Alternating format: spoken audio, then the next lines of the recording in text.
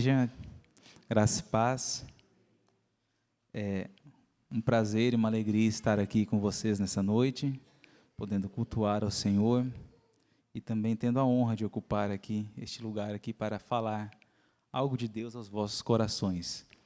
Minha gratidão a essa igreja, pastor Lucas, conselho, pela oportunidade, pela confiança, de cederem aqui este lugar tão sagrado por onde tantos têm falado com tanta propriedade. Amém?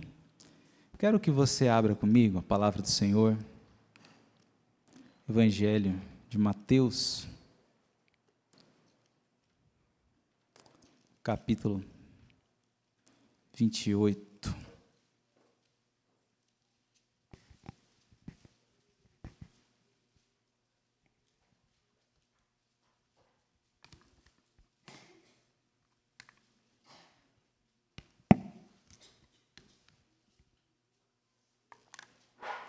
Mateus 28, os versos 18 ao 20.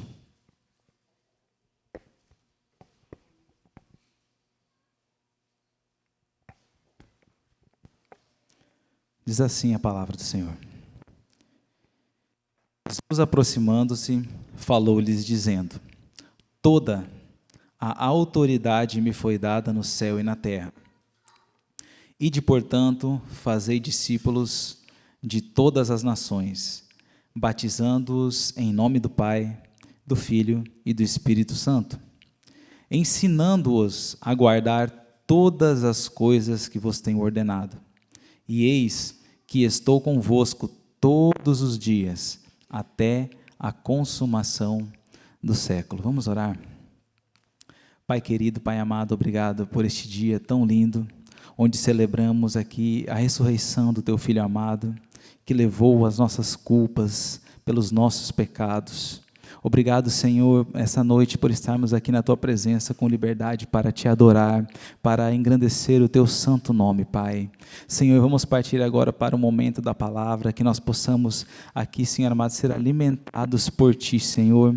Prepara os nossos corações, a nossa mente, Senhor, para recebermos a Tua palavra e que o Senhor seja exaltado e glorificado nessa noite. Amém. Meus irmãos, quando falei com o pastor e hoje culto de Páscoa, e eu fui olhar a palavra do Senhor, eu fui procurar um texto, fui lançar meus olhos sobre a Bíblia, e meus olhos se prenderam a esse texto, Mateus 28.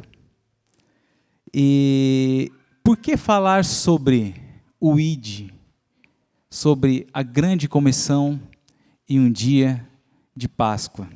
Como já bem foi dito, a morte do Senhor Jesus, a sua ressurreição, ela tem grandes desdobramentos e ela se desenvolve de várias maneiras após a sua ressurreição. E quando nós olhamos para esse texto, eu quero falar essa noite sobre uma vida crucificada.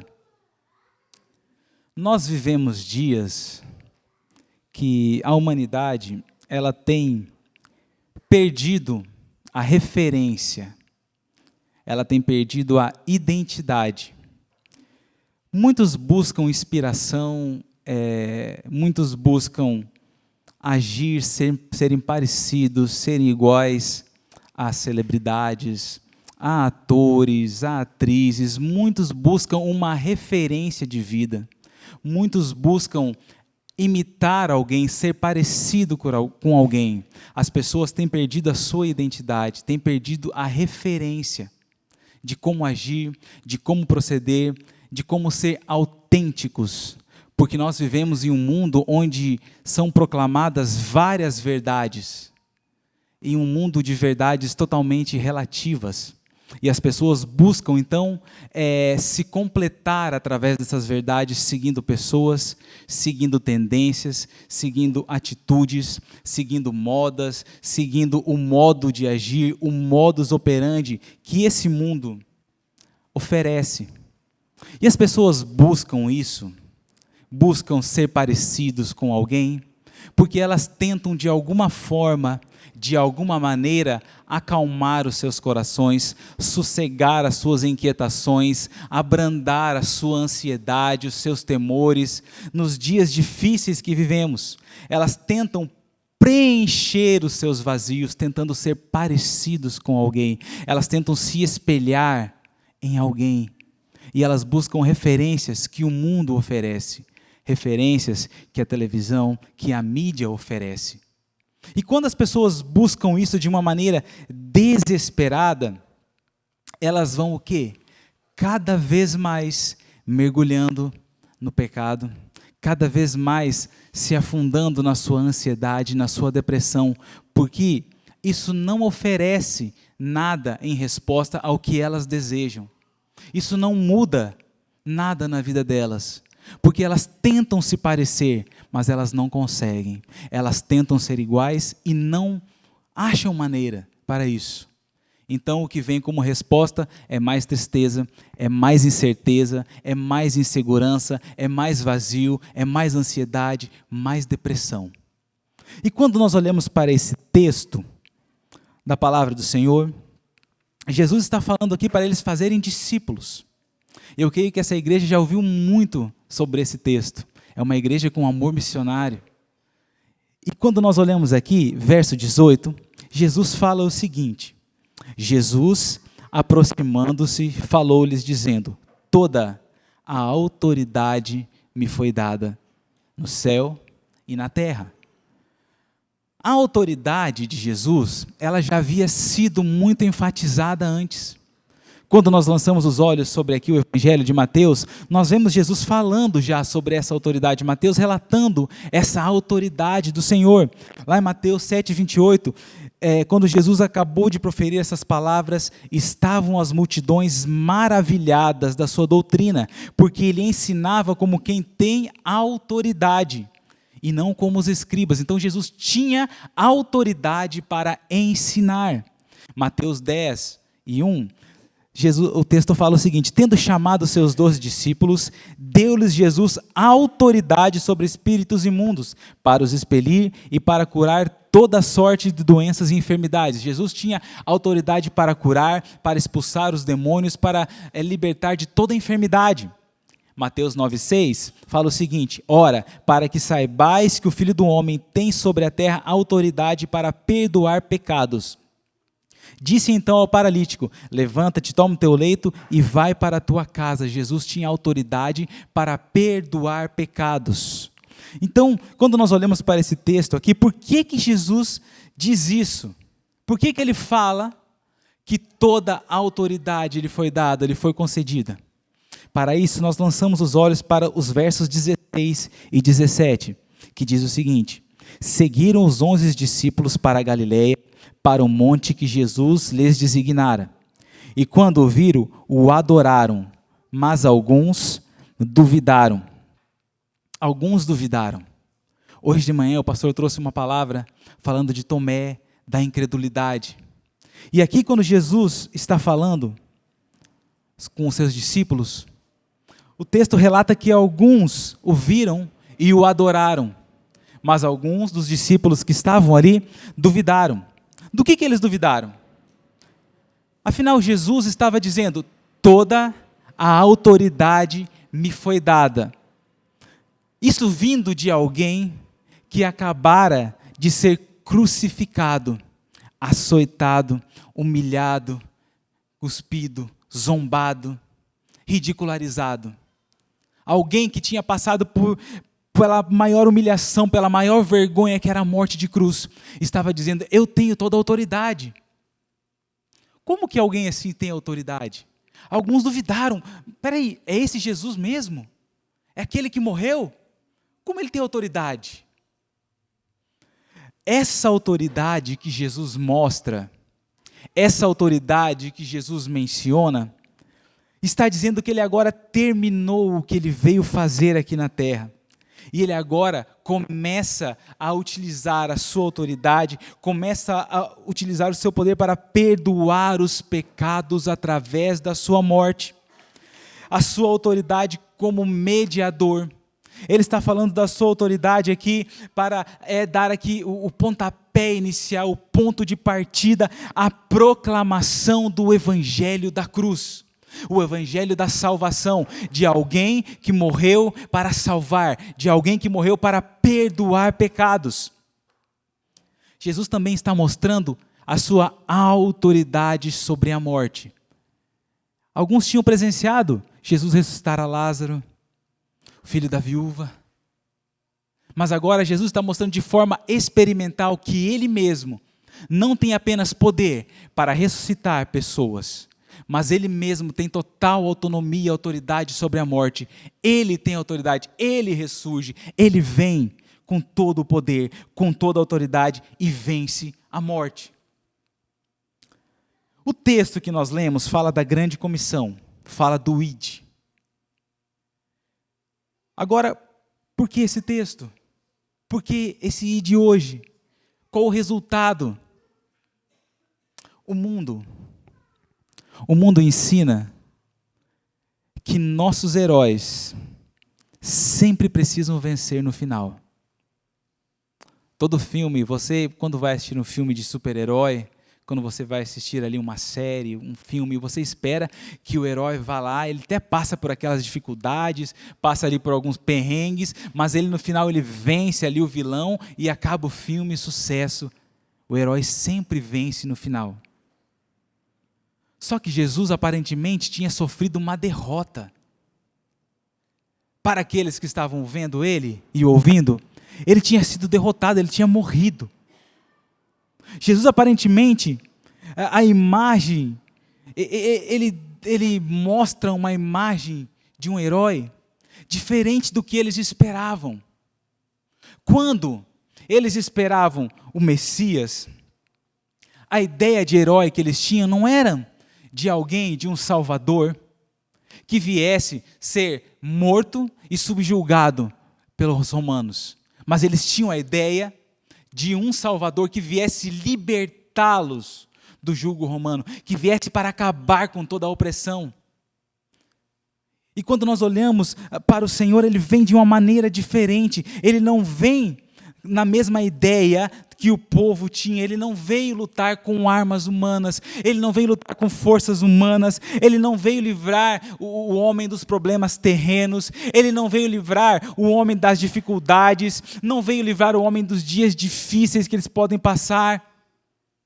Jesus veio com uma outra missão. Ele veio com a missão de nos dar vida, e vida com abundância. O povo esperava alguém que o libertasse dos impostos, do jugo, da escravidão, que viesse restaurar, restituir a glória que outrora tinha Israel. Mas Jesus vem pregando uma palavra totalmente diferente, com atitudes diferentes. Eles não esperavam um libertador que morresse. Eles não esperavam um libertador que fosse crucificado. Eles não tinham a imagem, a referência de um libertador que passasse, padecesse tudo o que padeceu. Não era essa a referência. Então, primeiramente, o mundo nos ensina que os nossos heróis precisam vencer no final. E eles não entenderam a vitória de Cristo. A vitória de Cristo não estava em derrotar os romanos e colocar Israel de novo no reino. Mas a vitória de Cristo estava em ver nós hoje aqui, sentados, redimidos, perdoados. A vitória de Cristo estava no Pai ser glorificado. Estava em nos redimir, não da opressão do mundo, não das dificuldades, não dos problemas, mas da servidão do pecado. Segundo ponto, por que Jesus estava prestes a comissionar os seus discípulos para dar sequência à propagação do Evangelho da cruz? A cruz, ela é o conteúdo do ID. O Cristo crucificado e ressurreto, ele é o conteúdo desse ID. Ao longo do seu ministério, Jesus havia falado várias vezes qual era a sua missão. Ele já havia dito que ele deveria passar por muitas dificuldades. Mas o seu sacrifício na cruz, ele tinha uma finalidade que, além de perdoar a nossa dívida, que era impagável, ele queria que os seus discípulos fossem testemunhas vivas desse evangelho por onde eles fossem, por onde eles passassem. Um evangelho onde um inocente morre para livrar muitos culpados dos seus crimes, dos seus pecados. Jesus estava preparando eles. O ID era uma consequência direta da morte e da ressurreição de Cristo. Agora, os discípulos estavam aptos, eles tinham tudo o que precisavam para dar sequência à propagação do evangelho, à mensagem da cruz. Então, no verso 19, nós encontramos aqui, Mateus, as palavras de Jesus, dizendo: Ide, portanto, fazei discípulos de todas as nações, batizando-os em nome do Pai, do Filho e do Espírito Santo. Os irmãos já sabem que o id é indo. Eu não quero me deter nisso, o id é indo. Não é id, é indo, é fazendo, é em todo tempo, em todo momento, fazendo discípulos. Essa é uma obrigação, uma ordem que Jesus dá, que Jesus comissiona a todos os cristãos. E o que nós vemos hoje são muitas igrejas indo, mas poucas igrejas fazendo discípulos. Muitos cristãos indo, mas poucos discípulos sendo feitos à imagem e semelhança de Cristo. E aonde está essa falha? No que consiste essa falha de produzir discípulos? Primeiramente, nós erramos pensando que discipular se resume em ler um livro ou um pequeno livreto de algumas poucas páginas para uma pessoa e automaticamente ali tem um discípulo. A pessoa vem para a igreja e você passa ali 1 mês, 2 meses estudando a palavra com ela e vai lá e abandona ela no banco e nunca mais segue dando sequência. Não é isso. Discipular vai além, não dura apenas 3 meses, 4 meses, 1 ano, mas dura uma vida toda. É toda uma vida sendo discípulo e fazendo discípulos. Segundo, o porquê? Fazer discípulos que sejam iguais a Cristo e não iguais a seus discipuladores. É aí onde muitos líderes falham, muitos pastores, muitos obreiros, missionários falham, porque eles estão preparando líderes para si, líderes que são a imagem e semelhança do pastor, do obreiro, do discipulador. Quando, na verdade, nós temos que preparar pessoas, discípulos, que sejam iguais a Cristo. Cristo é a referência. É igual a Cristo, para agir da maneira de Cristo, ser como Cristo. Então, isso gera uma falha, gera um problema, porque quando esse líder, quando esse pastor, quando esse discipulador falha, peca, cai, aquele discípulo automaticamente que se espelhava nele, ele acaba perdendo ali a confiança, acaba saindo da igreja, acaba se entristecendo, acaba se afastando, porque ele estava focado no seu líder, no seu discipulador, e não em Cristo, não no Senhor. Então esse é o segundo ponto, onde existe uma falha grande em fazer discípulos. É quando nós olhamos para as pessoas e tentamos imitá-las, tentamos buscar referência em pessoas. E nós temos que olhar pessoas, homens de Deus, e olhar as suas atitudes, são louváveis. A Bíblia está cheia de exemplos de homens de Deus com atitudes louváveis. Grandes homens com grandes exemplos de fé. Mas o nosso modelo não é Davi, não é Jó, não é Moisés. Nosso modelo é Cristo, é o Senhor. Ele deve ser a nossa referência de como nós devemos viver, como nós devemos agir, como nós devemos nos portar. Quando nós temos Cristo como referência, quando nós temos Jesus como a nossa referência, então nós passamos a viver um cristianismo mais verdadeiro, um cristianismo mais forte, passamos a viver um cristianismo conciso, consciente, verdadeiro, porque nós estamos olhando para o autor e consumador da nossa fé, que é Cristo Jesus. Terceiro ponto, onde existe uma falha. Nós precisamos fazer discípulos de Cristo que estejam dispostos a sofrer igual a Cristo. Jesus morreu crucificado e os seus discípulos, eles precisam entender que eles também devem morrer. Morrer para este mundo, morrer para si mesmo, morrer para as suas vontades. Ser como Cristo é difícil, não é uma tarefa fácil. Olha o que Jesus fala no verso 20: ensinando-os a guardar o que vos tenho ordenado. Jesus fala, vocês têm que ir e fazer discípulos, e vocês têm que ensinar a eles o que eu tenho ordenado a vocês, o que eu tenho ensinado a vocês, o que eu tenho passado para vocês. É isso que vocês precisam fazer. Vocês não vão ensinar como ser pescadores, vocês não vão ensinar como ser coletor de impostos, como alguns eram.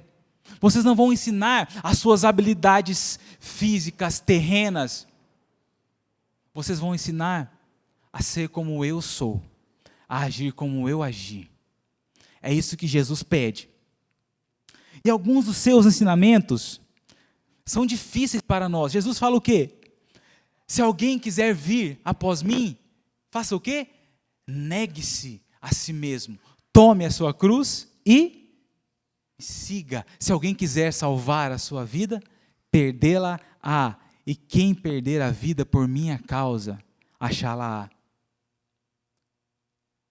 Um ensinamento que consiste em você perder alguma coisa, em você não ganhar algo aos olhos do mundo, aos olhos materiais, mas em você ganhar algo muito precioso aos olhos de Deus. Jesus dá ensinamentos como nas bem-aventuranças: bem-aventurado os que choram, bem-aventurado os pobres de espírito, bem-aventurado os perseguidos por causa da justiça, bem-aventurados os mansos. Totalmente ao contrário do que o mundo ensina, ao avesso do ensinamento do mundo. Que você tem que ser forte, que você não pode chorar, que você tem que ser uma pessoa autossuficiente, proativa, que você tem que vencer, conquistar, avançar, progredir. Jesus vem ensinando algo diferente. Ele vem mostrando que nós, para ganharmos alguma coisa no reino do céu, nós temos que perder aqui na terra. Esse era o principal ensinamento que Jesus estava passando para eles.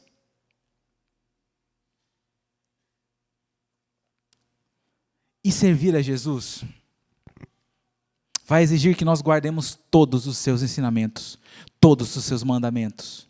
Se você quer discipular alguém, se você quer ser um discípulo, você precisa estar disposto a guardar todos os mandamentos de Jesus. Jesus falou, se alguém te ferir na face, oferece a outra. Se alguém te pedir a túnica, deixa também a capa. Ouviste o que foi dito? Amarás o teu próximo e odiarás o teu inimigo. Eu, porém, vos digo o quê? Amai os vossos inimigos e orai pelos que vos perseguem. Esses e tantos outros mandamentos. Mas essa é a ordem de Jesus. Guardar todas as coisas que vos tenho dito. Todas, não algumas. Não parte.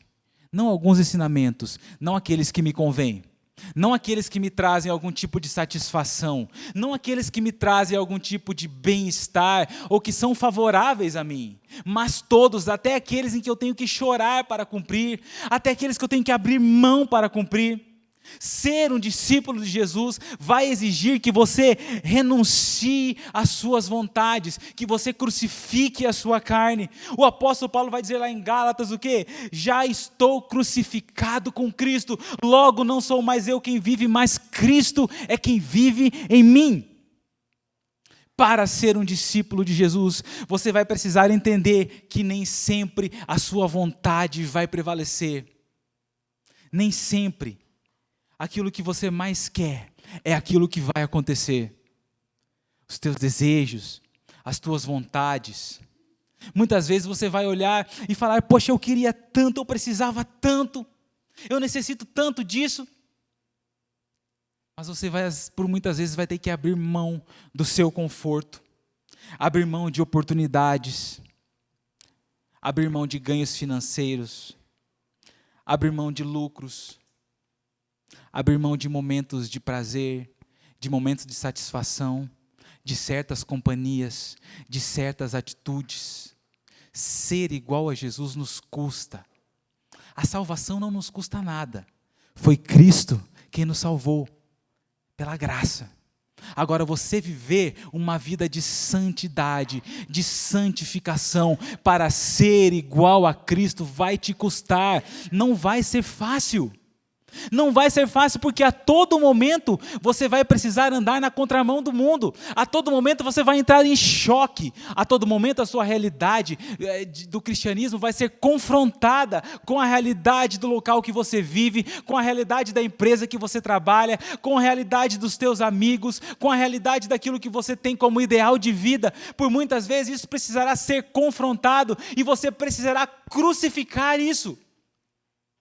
Porque você já está crucificado com Cristo, então nada mais importa neste mundo, nada mais interessa para o cristão, não há nada que possa ser melhor, que possa suplantar, que possa ser mais elevado do que viver uma vida onde você abre mão de tudo o que te faz, muitas vezes aparentemente feliz, que te dá prazer, para viver uma vida na presença do Senhor, para viver uma vida onde Jesus é a sua referência, onde perder é ganhar, onde morrer é viver, onde chorar é sorrir, onde se entristecer agora para depois se alegrar.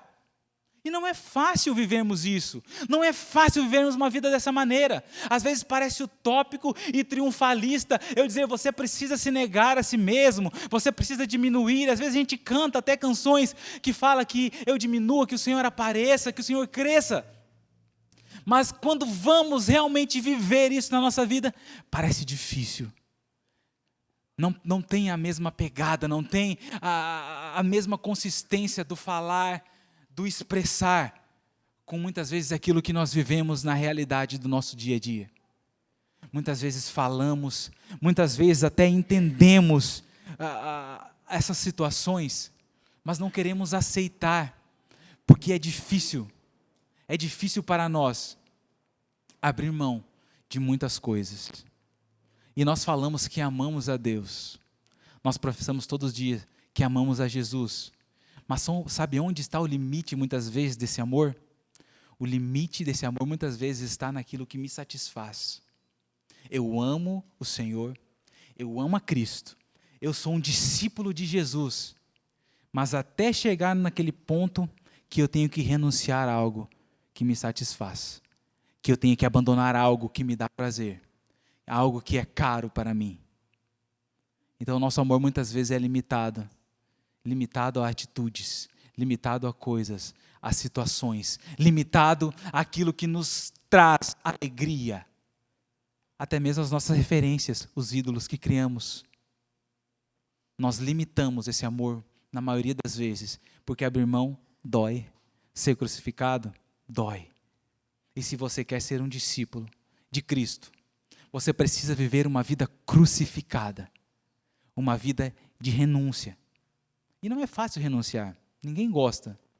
Quando você está ali, ninguém gosta de perder a razão, né? A gente quer sempre ter a última palavra. Nós queremos sempre estarmos corretos, termos a decisão final, estarmos com a razão. E Jesus não nos chama para termos razão. Ele nos chama para viver uma vida subjugando as nossas vontades, para sermos parecidos com Ele, até que nós nos conformemos à sua imagem. Então, essa mensagem, essa ideia de que você precisa ser um discípulo de Jesus, fazer discípulos semelhantes a Cristo, e que eles precisam viver como Cristo viveu, que eles precisam renunciar, que nós precisamos renunciar, que nós precisamos ser crucificados diariamente, a nossa carne. Essa ideia, ela soa dolorida aos ouvidos do mundo. Ela não soa bem, ela soa desagradável, ela não soa harmoniosa. Porque ninguém quer viver uma vida assim. Hoje vivemos um tempo de conquistar, de avançar, de aprender, de empreender, de ser proativo, de você fazer o seu melhor, dar o seu melhor. E Jesus fala isso no verso 20. Ele nos dá aqui uma promessa. Ele não fala que você apenas tem que viver uma vida como ele viveu, guardar os seus mandamentos. Ele fala, vai ser difícil? Vai, mas eu tenho uma promessa. Vai ser difícil? Vai, mas tem algo mais. Então ele nos fala, no 20, ensinando-nos a guardar todas as coisas que vos tenho ordenado. Então Jesus diz, e eis que estou convosco todos os dias, até a consumação do século. Jesus apresenta a eles que eles precisam viver uma vida crucificada, que vai ser difícil fazer discípulos igual a Ele, discípulos de Cristo. Mas ele fala, mas tem uma promessa aí. Tem algo mais aí. O verbo aqui, eis que estou convosco. Jesus não fala, estarei convosco. Jesus não diz, olha, eu vou estar com vocês. No futuro, eu estarei com vocês. Não, Jesus já usa ali o presente. Eis que estou convosco. Estou convosco. Isso mostra que Jesus, ele está presente em todos os momentos da nossa vida. Eis que estou convosco. Vocês vão fazer discípulos. Vocês vão pregar a mensagem da cruz. Vocês vão passar por dificuldades. Vocês vão ser humilhados. Vocês vão ser açoitados. Vão padecer por causa desse evangelho. Vocês vão ser perseguidos assim como os profetas foram. Vão ser mortos. Vão ser taxados como pessoas indignas. Mas eu estou convosco. Eu que venci a morte. Para que melhor segurança que essa que Jesus estava falando para eles? Olha, eu venci a morte. Eu tenho toda a autoridade. E essa pessoa que tem toda a autoridade, que tem todo o poder, vai estar com vocês todos os dias, em todos os momentos, em todas as circunstâncias. Eis que estou convosco todos os dias, não em alguns dias, não em alguns momentos, mas na totalidade dos nossos dias, desde o nosso ventre, quando nós somos formados, até o dia da nossa morte, toda hora, todo minuto, todo segundo, todos os dias, Jesus promete estar presente em cada um deles, em todos os momentos. Nas dificuldades, nos momentos alegres, nos momentos tristes, nos momentos de dor, nos momentos de perda, nos momentos quando você perde aquela pessoa querida, nos momentos quando você quebra financeiramente, nos momentos que você passa a se tornar limitado fisicamente por limitações na sua saúde, no momento em que você é traído, no momento que você é esquecido, no momento que você sente dor, no momento em que as palavras dos amigos, dos pais não fazem sentido. Em todas as circunstâncias, em todas as situações, Jesus promete estar presente. Ele está presente. Ele está conosco todos os dias, em todos os momentos, nos dias saudáveis, nos dias alegres, nos dias felizes Ele está presente. Em todas as circunstâncias. Ele fala, olha, vocês vão pregar esse evangelho, vocês vão anunciar esse evangelho, e por mais que vocês passem por problemas neste mundo, eu vou estar presente. Lembra das palavras? No mundo tereis aflições, mas tem de bom ânimo. Eu venci o mundo. Se Jesus venceu o mundo e Ele vai estar presente, é a garantia de que nós também poderemos vencer. Poderemos passar pelas situações, poderemos passar pelas adversidades, poderemos pregar o Evangelho, anunciar a esse Cristo, por mais que seja difícil, por mais que as pessoas não queiram ouvir, por mais que tenham pessoas que estejam sendo presas, mortas por pregar o Evangelho. Jesus está lá, está presente de alguma forma, concedendo graça, para que naquele momento difícil, onde o Evangelho está sendo anunciado, Ele está ali, Ele está presente, trazendo a paz, trazendo o conforto, trazendo a alegria aos corações. Viver uma vida crucificada com Cristo é ter a certeza de que Ele está presente nas mais adversas situações, nas horas mais duras, nos problemas mais difíceis. Ele está presente em todo momento. E esse texto, eu gostaria de fazer algumas aplicações desse texto.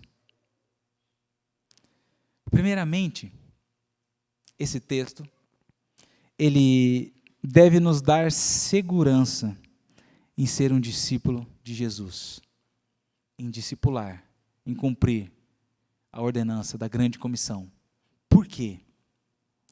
Porque esse texto aponta diretamente para a onipresença e para a onipotência do nosso Senhor. Quando Jesus fala, toda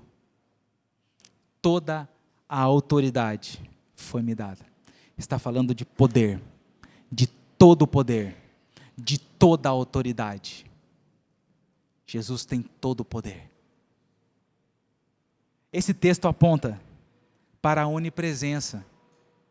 Quando Jesus fala, estarei convosco todos os dias. Ele estará presente em todos os momentos. Então esse texto tem que trazer uma segurança para nós sermos discípulos de Cristo. Porque nós temos aqui Jesus, o Filho de Deus, o Verbo, com todo o poder, com toda a sua potência, onipresente em todos os momentos, em todas as circunstâncias, conosco. Então, primeiramente, nós temos que ter segurança ao ler esse texto, de que Jesus, Todo-Poderoso, Todo-Presença, está conosco em cada momento. Segundo, se você é um discípulo de Jesus, então, ele tem que ser a sua referência em todas as áreas da sua vida, como pai, como mãe, como esposo, como filho, como empregado, como patrão, como funcionário, como namorado, como namorada. Em todas as situações, Jesus tem que ser a sua referência, o seu modo de agir, o seu modo de se comunicar, tem que apontar para Cristo. Cristo é a medida que você deve tomar para agir, para falar, para proceder, para tomar atitudes, para tomar decisões, para viver. Jesus é a nossa referência. E terceiro, aplicação, eu quero fazer aqui uma proposta, que se você não tem agido como um verdadeiro discípulo, discipulando outros, hoje é um bom dia para você começar a viver dessa maneira. Hoje é o melhor dia para você adotar Cristo como a sua referência. Se você não está discipulando alguém, hoje é um dia para você começar com as tuas atitudes, primeiramente, do jeito que você age, intencionalmente, como você fala. Não que você seja aí, como o pessoal fala, você talvez vai ser a única Bíblia que o mundo vai ler. Não, você não é a Bíblia que o mundo vai ler. A Bíblia é a Bíblia. Agora você vai mostrar para o mundo que você é um seguidor de Jesus. Que quando a Bíblia está aberta e a pessoa procurar na palavra as atitudes, procurar em você o que está na palavra, ele vai enxergar, ele vai ter como referência Deus, o Espírito Santo agindo na sua vida, nas suas atitudes, no seu domínio próprio. Como você age, como você fala, como você se porta. Ele vai ver o diferencial na sua vida. Passe a viver de uma maneira diferenciada.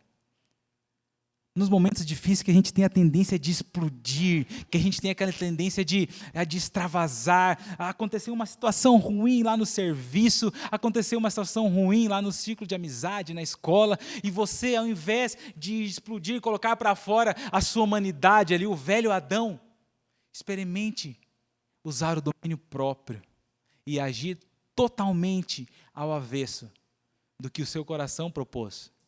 Porque as pessoas falam, siga o seu coração, siga o seu coração. Mas o nosso coração, ele é o quê?